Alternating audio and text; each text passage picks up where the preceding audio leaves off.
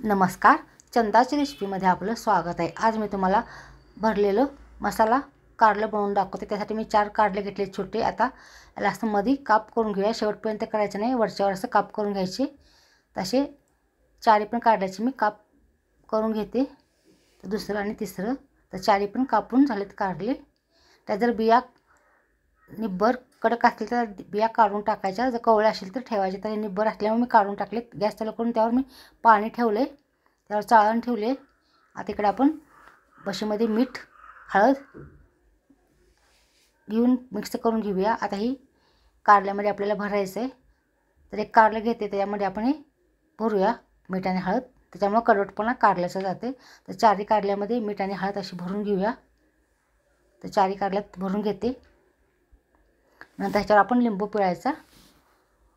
तर 4 कारल्यात असं लिंबू पिळून घेते। जर तुम्हाला मीठ आणि हळदीमध्ये लिंबू पिळायचं तर पिळू शकता। तर 4 कारले मी असं त्या चाळणीमध्ये ठेवलेत। आता वरती झाकण ठेवूया। पाण्याला उकळी आलेली, तर मीडियम गॅस राहिला वाफवून घ्यायचं। तर मसाला घेतले, आलं लसूण कोथिंबीरची पेस्ट, मीठ, लाल तिखट, काळं तिखट, शेंगदाण्याचं 2 चमचे कूट घेतले। ह्यात गूळ पण टाकायचं, हे सगळं मिक्स करून घ्यायचं। तर मिक्स करून घेतले सगळा मसाला। आता हे वाफवले का बघूया आपण।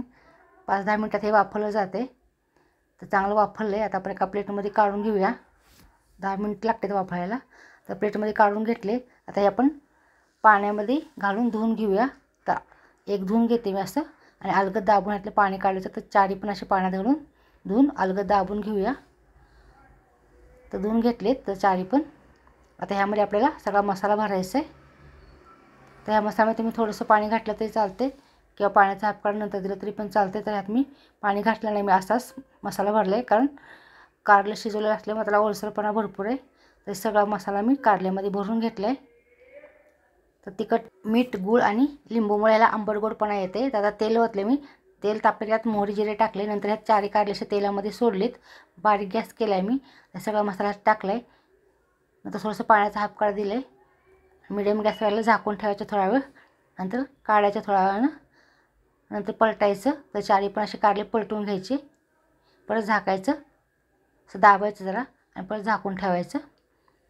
परत थोड्या वेळानं काढायचं, मिडियम गॅसवर ठेवायचं, एकदम बारीक गॅस करून, जास्त मोठा पण आणि जास्त बारीक काय। परत पलटून घ्यायचं, नंतर पाण्याचा जरा हाफ काढा द्यायचा, नंतर परत झाकण ठेवायचं मिडियम गॅस करून, परत पलटून घ्यायचं। तर सगळे पलटून घेतलेत। तर आपण वाफवल्यामुळे हा मसाला भरल्यामुळे लगेच कारल्याची भाजी तयार होते। तर ही झाली आहे। परत एकदा पलटून थोडा ठेवून परत पलटून घेतले, तर भरलेलं मसाला कारलं तयार झालं। आता गॅस बंद करूया। तर एका प्लेटमध्ये काढून ठेवते। तर ही भरलेलं मसाला कारलं भाकरीवर एकदम खायला मस्त लागतं, चपातीवर पण छान लागतं, पण भाकरीवर एकदम अप्रतिम मस्त खायला लागतं। तर कारल्याची भाजी तयार आहे। तर अशा प्रकारे कारल्याची भाजी सोप्या पद्धतीने तुम्ही नक्की करून पहा। करायला सोपे आणि खायला एकदम टेस्टी लागते। आवडलं तर लाईक, शेअर, सबस्क्राईब करायला विसरू नका। धन्यवाद।